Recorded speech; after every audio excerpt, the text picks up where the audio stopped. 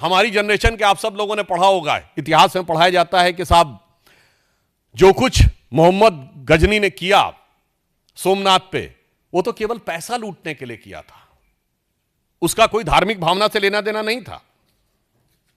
और इतना ही नहीं, और इसका स्रोत कहां से आता है? पंडित जवाहरलाल नेहरू की डिस्कवरी ऑफ इंडिया।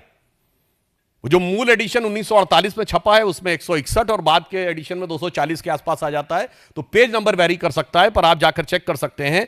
वो कहते हैं Mahmud was far more a warrior than a man of faith.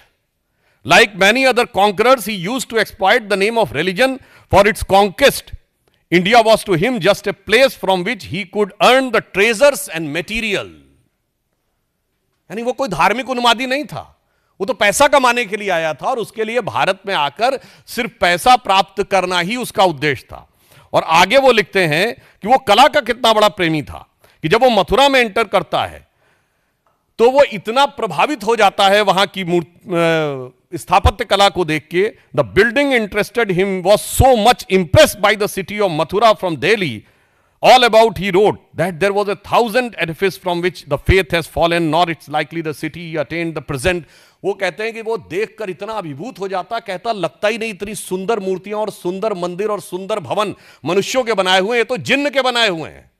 और कहते देखिए जवाहरलाल नेहरू जी कहते हैं कि महमूद गजनी कितना कला का प्रेमी था, जबकि उन्होंने जिस बुक से लिया है वो उसके साथ आए हुए खुद के इतिहासकार उतबी ने अपनी किताब तारीख-ए-यामनी में लिखा है कि जिस समय उसने मंदिर पे कैप्चर कर लिया और वहां के समस्त पुरोहित और राजा उनके पास गए और उन्होंने कहा कि शिवलिंग को खंडित मत करिए, इसके बदले में हम आपको लाखों स्वर्ण मुद्राएं देंगे।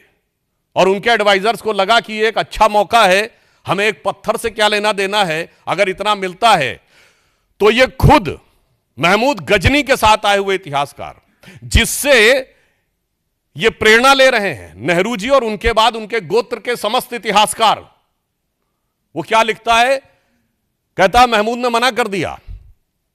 किस लिए मना कर दिया? वो कहता है इसलिए कि मैं चाहता हूं कि कयामत के दिन मैं एक बुत शिकन के रूप में जाना जाऊं, ना कि बुत परस्तों के साथ सौदागरी करने वाले एक गलीच बुत फरोश के रूप में। यानी शुद्ध हिंदी में कह देता हूं, अर्थात मैं चाहता हूं कि कयामत का दिन आए तो मेरी ख्याति हो कि मैंने मूर्ति भंजक के रूप में मेरी ख्याति हो, ना कि मूर्ति पूजकों के साथ सौदागरी व्यापार करने वाले एक नीच इंसान के रूप में। अब बताइए, जितने लेफ्टिस्ट और ये सब समझाते हैं ये सारी थ्योरी डिमोलिश्ड जो उसी में लिखी हुई है, मगर इतिहास को कैसा डिस्टॉर्ट किया गया।